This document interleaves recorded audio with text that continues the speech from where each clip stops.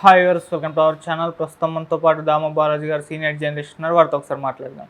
Sir నమస్కారం. Sir నమస్తే sir Raghuramakrishnaraju గారి కేసు అయితే జగన్మోహన్ రెడ్డి గారికి ఉచ్చు బిగిస్తుంది అని చెప్పుకోవాలి. అంటే వైసీపీ హయాంలో ఉన్నప్పుడు రఘురామకృష్ణరాజు గారిని అరెస్ట్ చేయించి పోలీసులతో టార్చర్ చూపించేశారు అని చెప్పేసి ఇప్పుడు కేసు నమోదైంది. అయితే ఇప్పుడు ఆ సిఐడి అధికారులు ఎవరైతే టార్చర్ చేశారో వాళ్ళంతా కూడా వాంగ్మూలాలు ఇచ్చారు.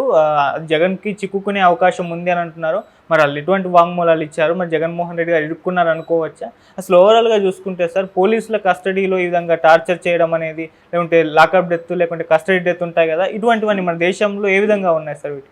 ఇది important, very very important topic. ఎందుకంటే నాకు కూడా పర్సనల్గా నేను పౌర హక్కుల సంఘంలో 5 years పనిచేశాను.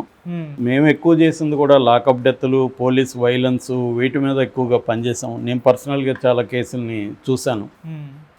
కార్వేట్ నగరం lockup death, Madanapalle lockup death, ఇలాగ మేము పనిచేసాము అప్పుడు. సో అందువల్ల నేను ప్రత్యక్షంగా చూశాను. ఆ టైంలో నేను వరల్డ్ వైడ్గా కూడా సిచ్యువేషన్ ఎలా ఉంది, ఇండియాలో ఎలా ఉంది అనేది కూడా మాకు కొంత అండర్స్టాండింగ్ ఉందన్నమాట. సో ఇప్పుడు రఘురామరాజు ఒక తేనె తుట్టిన గదిపాడని చెప్పచ్చు. ఇది ఇంపార్టెంట్ ఆస్పెక్ట్. సో జగన్ చేసిన కొంత అరాచకాలు కావచ్చు, పిచ్చి పనులు కావచ్చు, దాంట్లో రఘురామరాజు కేసు ఒకటి. రఘురామరాజు ఆయనకి తలనొప్పిగా మారాడు, అందులో ఇదేం లేదు, సందేహం ఏం లేదు. కానీ ఆయన్ని డీల్ చేయడం పొలిటికల్గా డీల్ చేయాలి. రఘురామరాజు ఏమీ ఎవరి మీద దాడులు చేయలేదు, ఆయన ఎవరిని ఫిజికల్గా ఏమీ చేయలేదు.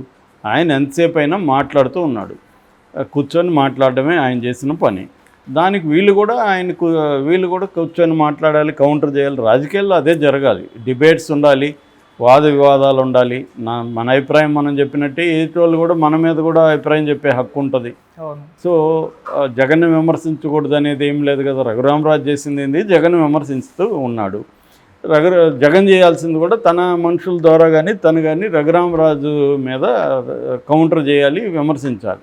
అంతేగాని ఆయన మీద ఒక పనికిమాలిన బ్రిటిష్ కాలం నాటి రాజద్రోహం నేరం, సెడిషన్ అంటారు, సెడిషన్ కేసు పెట్టి ఆయన్ని అరెస్ట్ చేయడం ఖచ్చితంగా డేంజరస్. అది పిచ్చి పని, అరాచకం కూడా.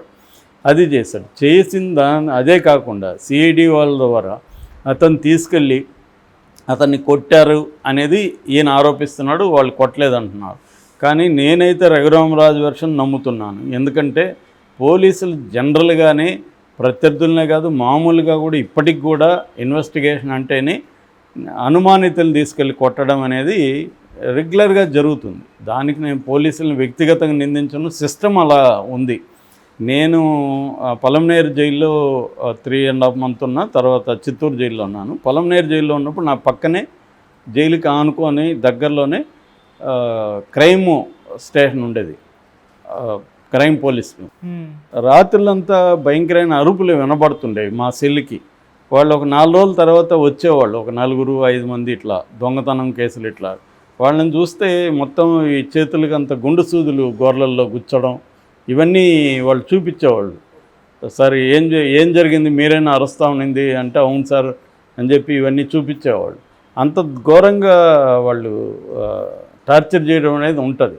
కాబట్టి రఘురామకృష్ణరాజుని టార్చర్ చేసి ఉండరని అనుకునేదానికి లేదు. చేశారులేదు తెలియదు, కానీ పాజిబిలిటీ గురించి చెప్తున్నా. పాజిబిలిటీలో చేసి ఉండే అవకాశం ఉంది. ఇప్పుడు కూటమి ప్రభుత్వం వచ్చింది కాబట్టి రఘురామరాజు పోయి గుంటూరులో కేసు పెట్టాడు. ఆ కేసులో అప్పటి సిఐడి అధికారులు ఇరుక్కునే పరిస్థితి కనిపిస్తుంది. ఇది మరి సిఐడి అధికారుల వరకే ఉంటుందా, జగన్ వరకు వెళ్తుందా అనేది కూడా చూడాలి. సో ఇప్పుడు కొత్తగా నిన్న వచ్చిన ఒక వార్త ఏంటంటే సిఐడి సిబ్బంది, అప్పట్లో ఉన్న సిఐడి సిబ్బంది వాంగ్మూలాలు ఇచ్చారని చెప్తున్నారు. గుంటూరు పోలీసులకి వాంగ్మూలాలు ఇచ్చారు. ఆ వాంగ్మూలాల్లో కొన్ని సంచలనమైన విషయాలు తెలిసాయి. అదేంటంటే ఈయన్ని తీసుకెళ్ళి సిఐడి ఆఫీసులో కొట్టారని, కొట్టి వీడియో రికార్డ్ చేస్తూ వీడియో లైవ్లో చూపించారని, అవతల సునీల్ కుమారు ఇలా కాదురా కొట్టాల్సింది, మీకు కొట్టడం చేత కావట్లేదు అని చెప్పి తాను ఒక 4 ముసుగులు వేసుకొని ఒక 4 తీసుకొని తాను వచ్చాడని, ఆ ముసుగులు వాళ్ళు భయంకరంగా కొట్టారని ఈ సిబ్బంది వాంగ్మూలాలు ఇచ్చినట్టుగా వార్త వస్తుంది. ఈ వార్త ఎంత విశ్వసనీయమా నిజమా అని తెలియదు, కానీ ఈ వార్త అయితే బయటకు వచ్చింది. ఇది ఒక యాంగిల్. దీంట్లో విజయపాల్ ఎవరంటే ఈయన కేసులో ఐఓ, ఇన్వెస్టిగేటింగ్ ఆఫీసర్. ఆయనకి ఆల్రెడీ హైకోర్టు ముందస్తు బెయిల్ కూడా రద్దు చేసింది. కాబట్టి విజయపాల్ ఫస్ట్ ఇరుక్కోబోయేది Vijaypal. Next Sunil Kumar CID chief అప్పుడు. సో ఈ విజయ్ పాల్ ఇన్వెస్టిగేటివ్ ఆఫీసర్ కాబట్టి ఈయన ఆధ్వర్యంలో కొట్టారు. ఆయన కూడా సునీల్ కుమార్ పర్సనల్గా ఒక నలుగురిని తీసుకొచ్చి ముసుగులేసి ఈయన్ని కొట్టారు. మామూలుగా పోలీసులు ఎలా కొడతారంటే బయటికి దెబ్బలు కనపడవు, బయటికి బ్లడ్ రాదు, కదుములుగా అయిపోతాయి. ఒక్కోసారి బాడీ మీద మేము చూసేవాళ్ళం అప్పుడు పోలీసులు, షర్ట్ ఇప్పితే మొత్తం నల్లగా కదుములు అయిపోయి ఉంటుంది, మనకి చూడడానికే భయం వేస్తూ ఉంటుంది, ఇంతంతలావు కదుములు అయిపోయింది. అట్లా కొడతారన్నమాట. అలా ఈయన్ని కూడా అరికాళ్ళ మీద వాటి మీద కొట్టినట్టుగా చెప్తున్నారు. సో వీళ్ళు ఇప్పుడు ఒప్పుకున్నారు. అట్లాగే అప్పట్లో గాయాలు ఏమీ లేవని సర్టిఫై చేసిన Prabhavathi Guntur government medical college government hospital GGH అంటారు, ఆ జీజీహెచ్ సూపరింటెండెంట్ ప్రభావతి సర్టిఫికేట్ ఇచ్చింది. ఇప్పుడు వాళ్ళు కూడా డాక్టర్లు కూడా ప్లేట్ ఫిరాయించి మమ్మల్ని భయపెట్టి అలాంటి సర్టిఫికేట్లు తీసుకున్నారు. ఆయన మీద ఒంటి మీద గాయాలు ఉన్నమాట వాస్తవమని వాళ్ళు కూడా వాంగ్మూలం ఇచ్చారని చెప్తున్నారు.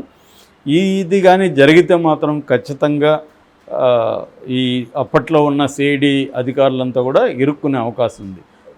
ఇది గుణపాఠంగా తీసుకొని ఇప్పుడున్న సిఐడి ఇప్పుడు కూడా వీళ్ళు మళ్ళీ కేసులు పెడుతున్నారు కదా జగన్న టీం మీద, సిఐడి వాళ్ళతోనే పెట్టిస్తారు వీళ్ళు. ఎందుకంటే స్టేట్లో అత్యున్నత ఇన్వెస్టిగేటివ్ ఏజెన్సీ అంటే సిఐడిని.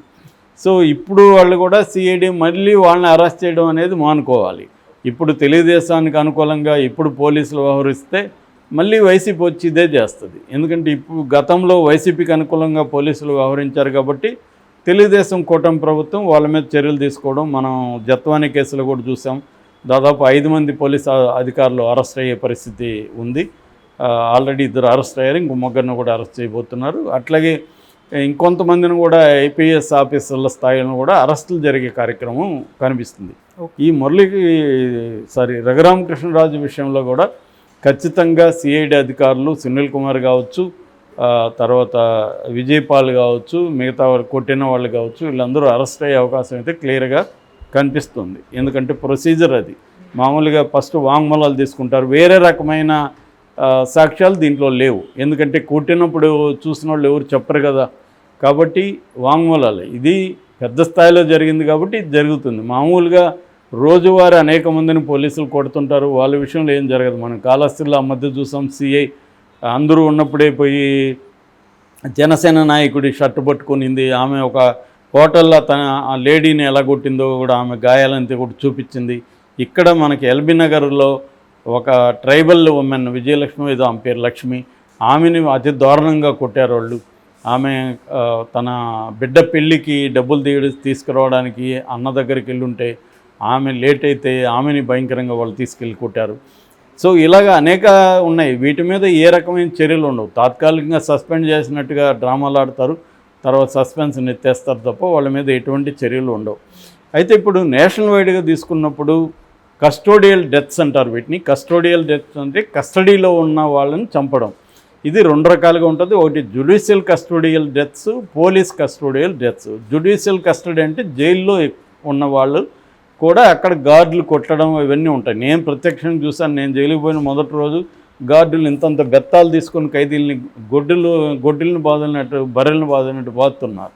దానంతా నేను ఆపగలిగాను. ఆపి వాళ్ళని మీ మేజిస్ట్రేట్కి చెప్తాను అది ఇదని బెదిరించడం ద్వారా వాళ్ళు కొంత ఆగారు. ఎందుకంటే వాళ్ళు ఆగడానికి కారణం నేను నక్సలైట్గా ఉన్నాను కాబట్టి ఆగారు. లేకపోతే మేజిస్ట్రేట్కి చెప్తానంటే నన్ను కూడా 2 వీక్ ఉండేవాళ్ళు. సో అలాగా కొట్టడం అనేది కామన్. అది కొట్టినప్పుడు ఒక్కోసారి ఎక్స్ట్రీమ్గా వెళ్ళిపోయి చనిపోతారు కూడా. అవును.